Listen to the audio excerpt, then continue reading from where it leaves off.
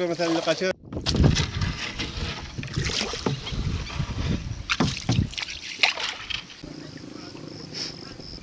لكن جاء قبل يومين. كيف هتكون التربية؟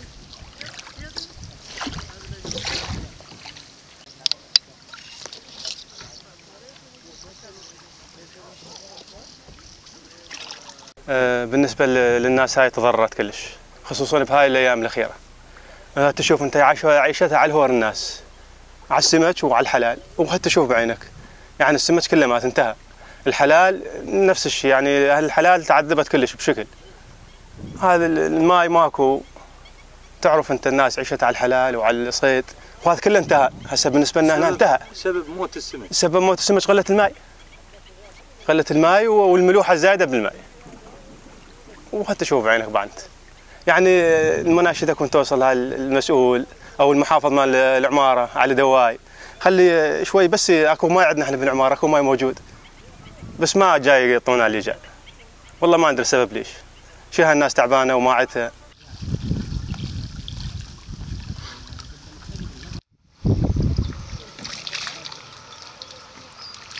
من جاي؟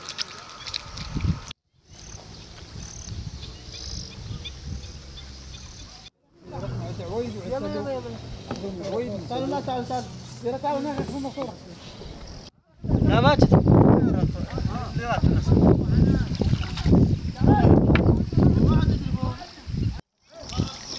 تعال صورة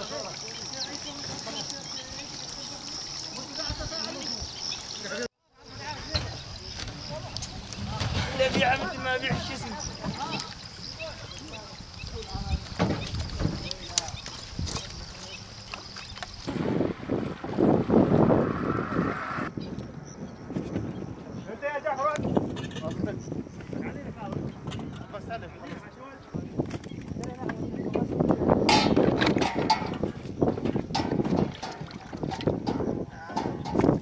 عمي قطعوا علينا الماي من هناك من فوق، والسمك حيصر، كل ما جاء له يقل عليه الماي، وكله بعد حيصر ومات طق.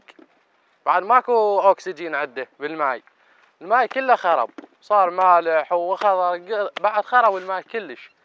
بعد هاي طق السمك، طق بعد كله مات، لا جت بعد ماي زياده، بعد خربت عليه الميه وكله مات. هذا مصدر رزقك الوحيد؟ والله هذا احنا على السميكات عايشين. اي والله، لا راتب الدولة لا هاي بالعباس، عايشين على هاي النعمة بالهور. شاي نسوي؟ شنو الحل؟ الناشد محمد السوداني تيهنا ماي، بعد شو نسوي؟ بلكي تيهنا مويه.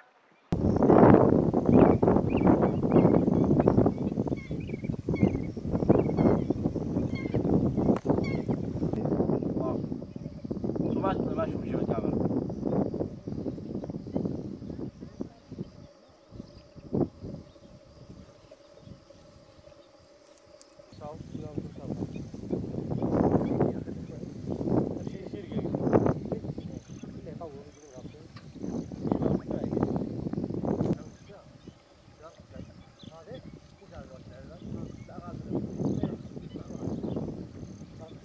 يا الله.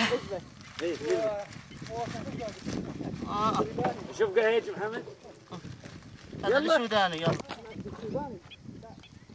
هيك